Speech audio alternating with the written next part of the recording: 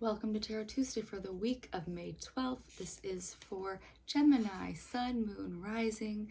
Take what resonates, and if this reading doesn't speak to you, go check out your other two signs videos for deeper messages. So, Gemini, we are still in your pre-shadow. We do, however, have a little bit of relief for you come in. So on the 17th, Mercury, your ruling planet, is going to be moving into your sign. So things should start to come together, start to feel more into your solar return season. But on that, I'm only going to talk about the stronger aspects that are coming for us this week because there's a lot happening. But mainly, we just had Pluto go retrograde about a week ago. And so this week, it is semi-sextile with the North Node, which is our highest potential at this lifetime. And so on that, it is still how are you directing your energy right now? Prioritize energies towards that North Node going into your highest expansion right now. That's on the 15th. On the 16th, we have the new moon in Taurus. So really just integrating all of the lessons of this Taurus season as best we can. It's a time for us to launch off into any new beginnings we want to start. And then, 17th is when you're going to have Mercury move into your sign. 18th is when we have that Mars move out of Aries finally into Taurus, and Venus will also be moving into Cancer. So it's going to really soften the space. It won't be as go, go, go as it's been. We're going to have a really nice little soft break from that energy, yeah? So let's see what that means for you. And this week I'm using the Forager's Daughters Tarot to do so. Let's see what we got going on for Gemini. Two of Wands reversed. Two of Wands reversed is, I think that, you're just in your pre-shadow. And this pre-shadow is kind of just anything that you've even started doing. You might not be seeing the fruits of that labor, and don't get discouraged by it. It's just saying that, this week you might not be seeing results. But it's not, it doesn't mean stop. Like you might not have, it doesn't seem like a physical thing, but let's say, if you pick up a guitar and you've never touched one in your life, you are not going to be playing Hendrix like tomorrow. It's gonna take you a minute to get to a place where your fingers have built up the calluses enough to even think about that shit. So there's that. Hi, buddy. What do you need, baby? I love you. Yeah. Mwah. I love you too. Thank you. So Queen of Pentacles, you're coming from a place of practicality. And so that's where your impatience might be coming from, is that you want to see physical, tangible results in your life. We all do. But that's the thing, is that, Rome wasn't built in a day. You don't plant a seed and then expect fruit tomorrow. That's just what it is. So Gemini, there's this patience undertone for you this week, is that you just might have to learn. You're just gonna have to be in patience this week. Nine of Cups. This is the cutest Nine of Cups I've ever seen. But so Taurus season, we're in a very earthy moment, and once you can just feel back into your body, Gemini, that's where we all are. We live in this vessel this whole lifetime. Then you can start to notice the blessings and gifts around you. Be in gratitude. So Gemini, where you feel impatient, stop to smell the roses, but count your blessings. Having a gratitude journal is a very good way to realize that you're okay in the moment, because while you might want to be already onto X, Y, and Z, you are here in this moment. Be grateful for, say, this vessel that you have, the roof over your head, whatever you can find 10 reasons to be grateful every day. and it will ease that impatience for you.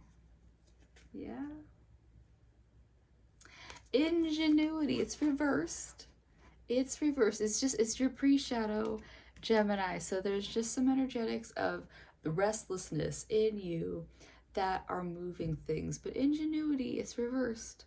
So, it's there for you to really design a life and get what you want. But right now, it being reversed is saying that you just aren't quite seeing everything. So I believe it came up last week where perspective shifts might be necessary for you to get there. Don't just try to force things, because like as we are leaving this Mars and Aries, we are moving out of that forcefulness. We're moving into a time of that gentle receptivity to what is in the space for us. So Gemini, give in to having more patience. Give in to like you don't have everything right now. Ingenuity is there for you to start to design a life where things come to you easier. It is there for you to design, say, a pulley system for things to be received by you easier. But it can't happen if you're constantly still fidgeting with, I need it to happen this way. You need to open to a different perspective of, well, if I can't have this way now, what can I do every day to just enjoy the space that I'm in and then get where I want now.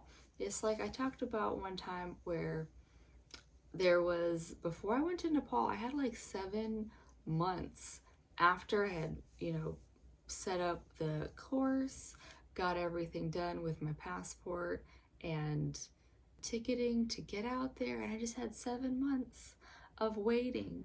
And it's all of the mental stuff is done. Now I just get to be patient and wait. And that is where you are, Gemini, is you're just in this patient waiting place. You might just be waiting for your season. You might just be waiting for the other shoe to fall. I don't know what it is that you're waiting for, Gemini. Just, be grateful for where you are now is the biggest thing that I can take away from this reading. But let's see if we have everything else. Let's see if we have anything else from the Rose Oracle, as she is a little bit softer than the tarot sometimes. Let's see.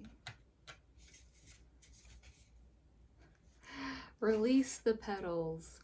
Transformation, death and rebirth, shedding all change. And so this is just you and your pre-shadow, releasing what you don't need, moving forward. And people see release and even that death change, transfer, that death and rebirth. It's a thing that we go through our whole lives, is that we are constantly rebirthing and dying into new phases of ourselves. I had a talk with somebody yesterday about, specifically, it had to do more so with, relationships, but just in a more broad, general way. Who I was in my 20s has no place or time to who I've been in my 30s. And it's just going to change again in a few months when I get into that 40s category. It is a phase of life that you are in, but letting that 20-year-old version of me go, I'm more than happy to let that version die, So Gemini, don't be afraid of that word death, except that we go through a bunch of little deaths as we move through this lifetime. And it's not being in a place of fear about it. Don't be in a place of fear about that word, because it might not be the physical death. It's not that end all be all that we see it as. It is just that, hey, that part of me needed to go. So Gemini, be open to changing fully your whole being, because once you get there, then it's not scary. It's not scary to meet those little deaths as they come. yeah, that is what I have for you this week, Gemini. I hope that helps. I do hope that you find that way to patience and gratitude this week, and I'll see you next time. Bye.